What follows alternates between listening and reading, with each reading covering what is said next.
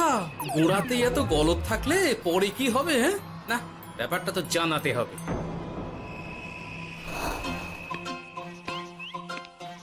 এই তো মহারাজের প্রিয় গোপালও চলে এসেছে। তাহলে এবার সভা শুরু করা যাক মহারাজ। সে আপনি যাই বলুন না কেন মন্ত্রী মশাই, আজ আমার আপনার সাথে ঝগড়া করার কোনো ইচ্ছেই নেই। কেন গোপাল, কি হয়েছে তোমার? কি আর বলি মহারাজ, কৃষ্ণনগরের ভবিষ্যৎ দেখে আমি তো ভাষাই হারিয়ে ফেলেছি। বলো কি, কৃষ্ণনগরের ভবিষ্যৎ? তা শুনি শুনি, খুব ভালো কিছু নিশ্চয়ই। এতে আর শোনার কি আছে মহারাজ, অবশ্যই ভালো হবে। সে কথা তো আমি একবারও বলিনি মন্ত্রী মশাই। আহা গোপাল, গণিতা না করে বলি ফেলো না দেখি, কি এমন দেখেছো কৃষ্ণনগরের ভবিষ্যৎ? তাহলে শুনুন, কৃষ্ণনগরের ভবিষ্যৎ ঘোর অন্ধকারে, মোটেই ভালো নয়। হ্যাঁ, বলো কি? কৃষ্ণনগরের ভবিষ্যৎ বলতে আমি ছোট ছোট ছেলে মেয়েদের কথাই বলছি। ওরাই তো আমাদের কৃষ্ণনগরের ভবিষ্যৎ। ঠিক কথা, কিন্তু তার সাথে অন্ধকারের কি সম্পর্ক? সম্পর্ক আছে মহারাজ। আজ সকালে রাজসভায় আসার পথে দেখি পাঠশালায় বাচ্চাদের পড়াশোনা বাদে সবই হচ্ছে।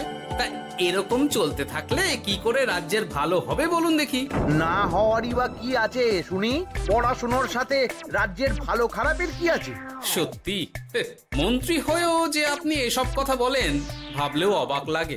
গোপাল, মুখ সামলে কথা বলো। আপনিও তাহলে আগে বুঝুন, তারপর কথা বলুন। উফ, আবার শুরু হয়ে গেলে তোমরা। ক্ষমা করবেন মহারাজ, কিন্তু আমি তো কিছু শুরু করিনি। মন্ত্রী মশাই তো না বুঝে কথা বলছেন।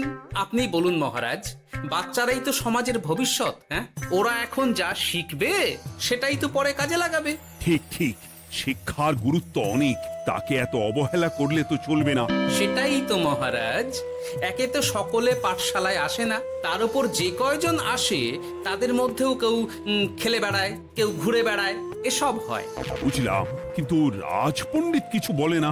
কি করে বলবেন মহারাজ, উনি তো নিজেই ঘুমে ঢুলতে থাকেন। কি?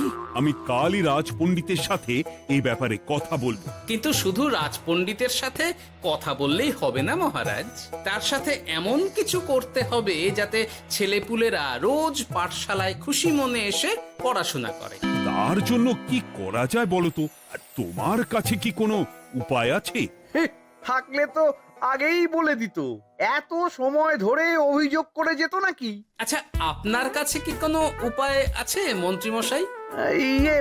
মানে এখন নেই, ভাবতে হবে।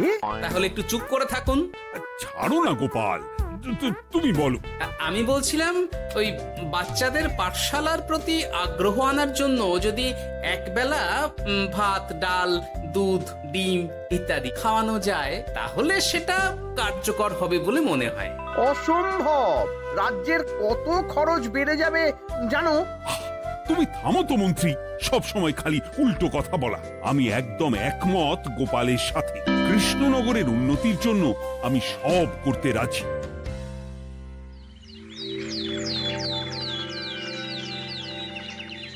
তোমার কিছু বলার আছে পণ্ডিত পাঠশালার এই অব্যবস্থার ব্যাপারে? আজ্ঞে মহারাজ, অনেক ভোরে উঠি তো, তাই একটু চোখ লেগে যায় আর কি। উফ, চোখ লাগারও আর সময় পেল না তোমার? পড়ানোর সময়ই চোখটা লাগতে হলো। যাই হোক, যা হওয়ার হয়ে গেছে, আর যেন এমন না হয় সেটা কিন্তু মাথায় রেখো। আজ্ঞে মহারাজ, কথা দিচ্ছি আর কোনোদিন পড়ানোর সময় ঘুমোবো না। বেশ, আর মন্ত্রী, তোমার ওপর একটা দায়িত্ব আছে। বলুন মহারাজ। তুমি পাঠশালাতে পড়াশোনা শুরু করতে পারবে এমন বয়সী সকল বাচ্চাদের মোট সংখ্যাটা জেনে কোনো দোকানদারের কাছে গিয়ে সেই পরিমাণ শস্যপাতি আর ডিমের বায়না দিয়ে আসবে। আর হ্যাঁ, একজন ভালো রান্নার ঠাকুর জোগাড় করো। যথাজ্ঞা। আরে বাস, এ তো দারুণ সুযোগ। এই ফাঁকে আমারও কিছু লক্ষ্মী লাভ হতে পারে। গোপাল, তোমারও একটা দায়িত্ব আছে। হ্যাঁ, বলুন মহারাজ। মন্ত্রী যে দোকানদারের কাছে সব জিনিসপত্র বায়না দেবে সেখান থেকে জিনিসপত্রগুলো নিয়ে তুমি রোজ পাঠশালায় পৌঁছে দেবে, কারণ এসব ব্যাপারে মন্ত্রীর ওপর আমার ভরসা নেই। ঠিক আছে মহারাজ। ও, মহারাজের বেশি বেশি বলে কিনা আমার ওপর ভরসা নেই। সব জোগাড় করব আমি, আর শেষ বাজিটা মারবে গোপাল। আরে না, ভালোই হলো। আমি যদি কিছু করিও তবু দোষ পড়বে গোপালেরই উপর। কি ব্যাপার, মন্ত্রী মশাই কিছু বললো না এটা শুনে? কি ভাবছে এত? ঠিকই বলেছেন মহারাজ, এসব কাজ গোপালই ভালো করতে পারবে। বাবা, ওভাবে কেন বলছো গোপাল? আমিও তো চাই কৃষ্ণনগরের ভালো হোক। বেশ, ভালো হলেই ভালো। শোনো ঠাকুর, তাহলে ওই কথাই রইলো। দেখো যেন কোনো ভুলচুক না হয়। ঠিকঠাক কাজ করলে ভালো বকশিস পাবে, কেমন? হ্যাঁ হুকুম, কোনো ভুল হবে না। পাথর ভেঙে এক বস্তা কাঁকর আমি তৈরি করেই এনেছি, আর অর্ধেক দুধে অর্ধেক জল মেশানো আর ডিম সরানো, এই তো সব হয়ে যাবে। হ্যাঁ, তবে দেখো গোপাল যেন এর টের না পায়। না না হুকুম, দু গোপাল কেন, কাকপক্ষীও টের পাবে না।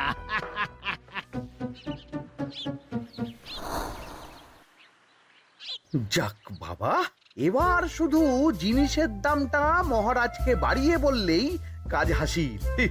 এদিকে অতিরিক্ত মূল্যটাও আমার হবে, আর বাকি জিনিসগুলো বিক্রি করার পর সেই দামও আমারই হবে।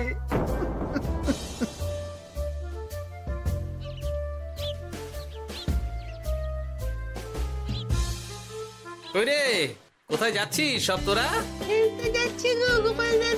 কাল থেকে অবশ্যই সব পাঠশালায় যাস, কিন্তু বন্ধুদেরও বলিস যেতে। ভাত, ডিম, দুধ আরো কত কি ভালো ভালো সব খাবার দেওয়া হবে রে। তাই ডিমও দেবে? হ্যাঁ রে, মহারাজ এই নতুন নিয়ম করেছেন।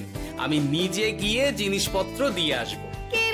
কে মজা, আমি তো তাহলে রাত যাব পাঠশালা। আমিও যাব। বেশ দারুণ ব্যাপার হলো তো, এবার তো রোজ পাঠশালা যেতেই হবে। আচ্ছা বেশ, এবার চলি তাহলে।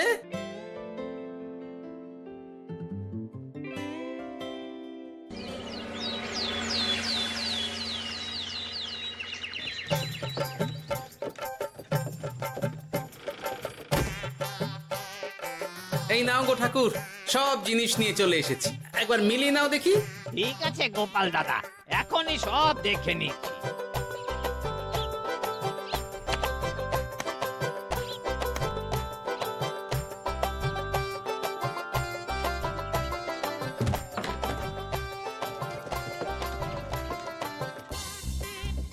যাক বাবা, গোপাল দাদা গেছে। এবার মন্ত্রী মশাইয়ের কথা মতো সব করলেই কেল্লা ফতে।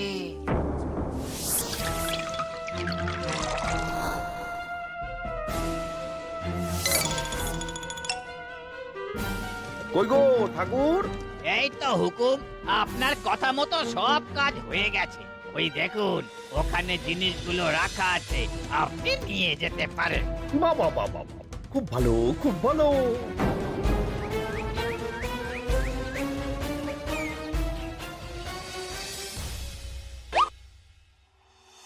ও কি, অর্ধেক ডিম দিলে যে, বাকিটা কোথায়? কিসের বাকি? ডিমটা অমনি দেখতে। বললেই হলো, ডিম কখনো অর্ধেক হয়? বাকিটা কোথায় বলো, নইলে কিন্তু। আরে বাবা, তুমি ডিম খেতে খুব ভালোবাসো বুঝি? হ্যাঁ তো। তাহলে এটা জানো না যে অর্ধেক ডিমের দ্বিগুণ শক্তি হয়? সত্যি? হ্যাঁ, তা নয় তো কি মিথ্যে? ওই জন্যই তো আমি তোমাদের সকলকে অর্ধেক ডিম দিই। আরে বাস, এটা তো আমরা কেউই জানতাম না। ঠিক আছে, আমি আমার সকল বন্ধুকে এটা জানাবো। যাক বাবা, বিশ্বাস করলো তবে, নইলে আর একটু হলেই ধরা পড়ে যেতাম।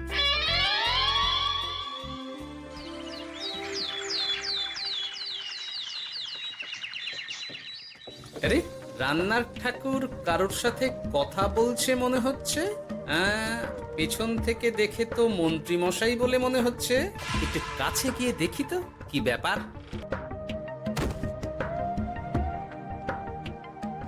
আরে গোপাল দাদা যে, তোমার কথাই ভাবছিলাম, আর দেখো তুমি চলে এলে।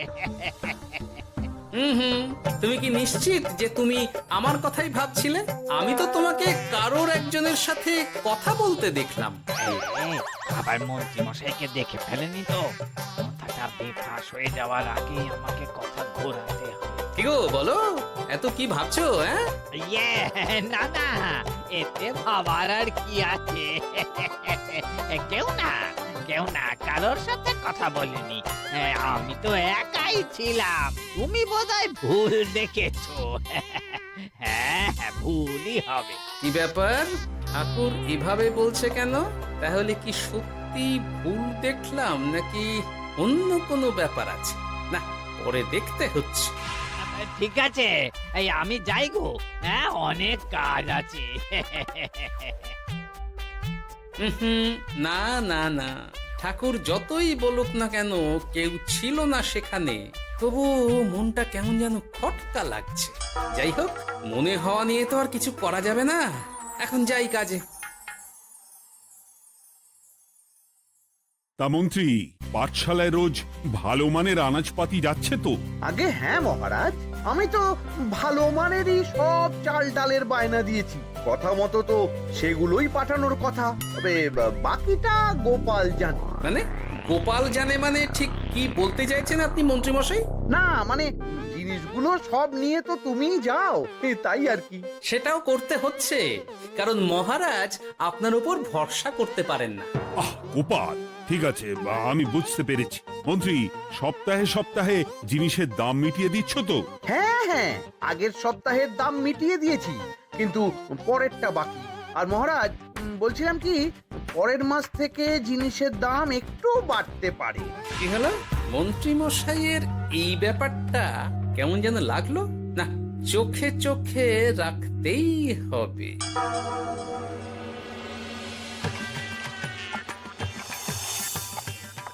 কিরে বুটি, তুই অর্ধেক ডিম খেয়ে বাকি অতটা রেখে দিলি কেন? রান্নাটা ভালো হয়নি বুঝি? না গো দিদা, খুব ভালো হয়েছে। আমি তো আসলে এখন এমনই খাচ্ছি। শিখিরি, কেন রে পুটি, তোর তো ডিম খুব প্রিয় ছিল রে। এখনো ভালো লাগে। তাহলে পুরো ডিম খাচ্ছিস না কেন? এ বাবা, তুমিও জানো না, অর্ধেক ডিমের শক্তি গোটা ডিমের থেকে বেশি, মানে দ্বিগুণ শক্তি। কি বলে কি গো? এই, তোকে এমন কথা কে বলেছে রে? ওমা, কেন? পাঠশালার রান্নার ঠাকুর আমাদের তো রোজ অর্ধেক ডিমই দেয়, ওই জন্য আমি একদিন জিজ্ঞেস করেছিলাম, তখন বলল অর্ধেক ডিমের দ্বিগুণ শক্তি হয়। বলিস কি রে, এতদিন ধরে এসব চলছে? না, মহারাজকে জানাতে হবে।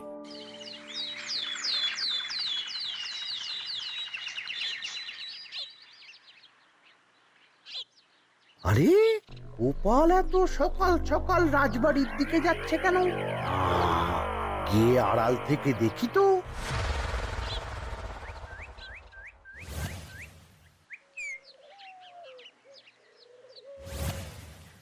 বলো গোপাল, কি হয়েছে? হঠাৎ কেন এভাবে একা দেখা করার কথা বললি? আসলে মহারাজ, আমি চাই না এই ব্যাপারটা মন্ত্রী মশাই জানুক, তাই একান্তে আপনার সাথে কথা বলতে চাই। কেন, কি হয়েছে সব খুলে বলো। তাহলে শুনুন মহারাজ।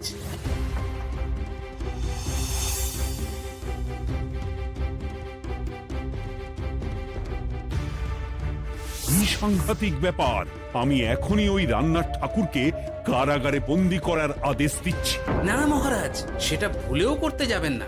আমার এই পুরো ব্যাপারটাতেই সন্দেহ আছে। পুরো পরিকল্পনার পেছনে মনে হচ্ছে অন্য কেউ আছে মহারাজ। তুমি ঠিক কার কথা বলতে চাইছো? প্রমাণ ছাড়া তো আমি কারো নাম বলতে পারবো না মহারাজ। এই রে, গোপাল বোধহয় সবটা বুঝতে পেরেছে। এবার কি করে নিজেকে বাঁচাই? কি করি? পেয়েছি। শোনো ঠাকুর, এখন কিন্তু মহারাজ সবটা জেনে গেছে, তাই দেখো যাই হয়ে যাক না কেন আমার নামটা যেন না আসে, নইলে কিন্তু তোমাকেই রাজ্য ছাড়া হতে হবে। না না হুকুম, দয়া করে এ কাজ করবেন না। আমি মরে গেলেও আপনার নাম নেব না। মাথায় থাকে যেন। বলো বলো, তুমি কেন এমন করেছো? আগে আগে আমি নিজে থেকে এসব করিনি মহারাজ। আমাকে এসব করার জন্য বাধ্য করা হয়েছে। কে তোমাকে সব করতে বলেছে? আগে গোপাল দাদা। কি মিথ্যে কথা। বেশ হয়েছে, এবার ঠেলা বুঝুক গোপাল। দেখলেন মহারাজ, খুব ভরসা করতেন না আপনি গোপালের ওপর? ভাবা যায় তলে তলে এই। মহারাজ, আমি সত্যিই সবকিছু করিনি। আমি যদি এটাতে যুক্ত হতাম তাহলে কি আপনাকে নিজে থেকে এসব জানাতাম? দেখো গোপাল, এখন এসব কথা বলে কোনো লাভ নেই। সবাই জানে তোমার মাথায় কত বুদ্ধি। তুমি ইচ্ছা করে আগে গন্ডগোল করে তারপর সেটা ঢাকতে নিজে থেকে সব বলছো। গোপাল, তুমি সত্যি করেছো কি করনি সেটা কিন্তু তোমাকেই প্রমাণ করতে হবে। এটা যেমন সত্যি যে এসব যে ঘটছে সেটা তুমি আমায় জানিয়েছো প্রথম, তেমনি এটাও সত্যি যে প্রতিদিনের শস্যের বস্তা তুমি নিয়ে যাও পাঠশালায়, তাই তোমাকেও যে সন্দেহের তালিকা থেকে বাদ দেওয়া যাবে না। বেশ, তাহলে আমি প্রমাণ জোগাড় করেই তবে এই রাজসভায় পা দেব।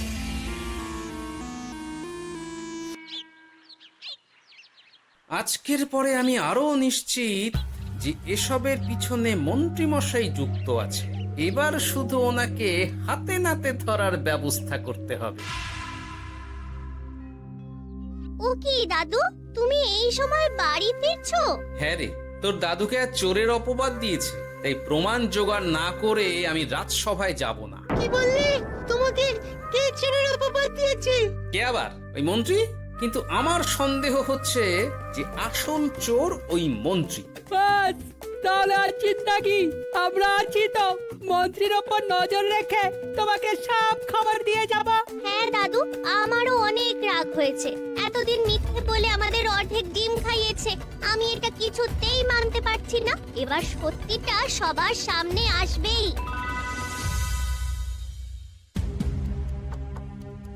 নাও নাও, আজকে চাল ডাল সব এই বস্তাতে আছে। এই নিন আজকের মূল্য।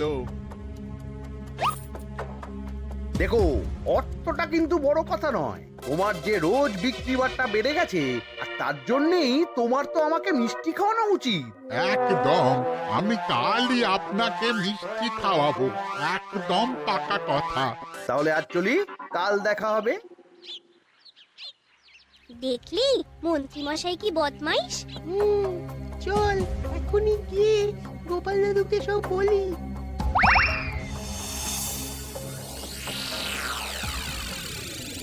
তাহলে এটাই হলো আসল ব্যাপার। খাওয়াচ্ছি ওকে মিষ্টি। হ্যাঁ গোপাল দাদু, একেবারে আচ্ছা করে দাওয়াই দিও। আচ্ছা শোন, আমার মাথায় একটা বুদ্ধি এসেছে বুঝলি। কাল তোরা ওই পাশের গ্রামের দোকানদারকে কিছু একটা করে আটকে রাখবি, আর আমি সেই সুযোগে মন্ত্রীর সাথে দেখা করব। আচ্ছা, তুমি কোনো চিন্তা করো না। ঠিক আছে, তোরা এখন যা, আমিও একবার মহারাজের সাথে দেখা করে আসি।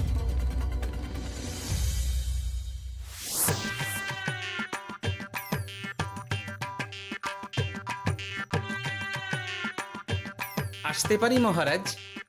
আরে গোপাল জি, এসো এসো। মহারাজ, কথা মতো আমি প্রমাণ জোগাড় করে ফেলেছি, কিন্তু সেটা দেখার জন্য আপনাকে কাল আমার সাথে একটা জায়গায় যেতে হবে। বেশ, আমি যাব।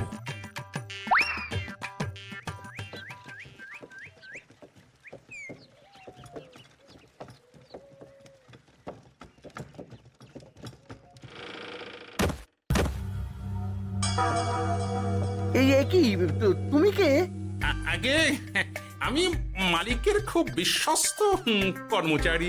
আজ সকালে মালিক একটা অন্য কাজে ব্যস্ত হয়ে পড়েছে, তাই আমাকে পাঠালো। কিন্তু কথা মতো আপনার জন্য মিষ্টি পাঠিয়েছে। এই তাই নাকি? দাও দাও দাও দাও, শুনেছি তোমাদের গ্রামের মিষ্টিও নাকি খুব ভালো। হ্যাঁ, ওই আর কি। নিন।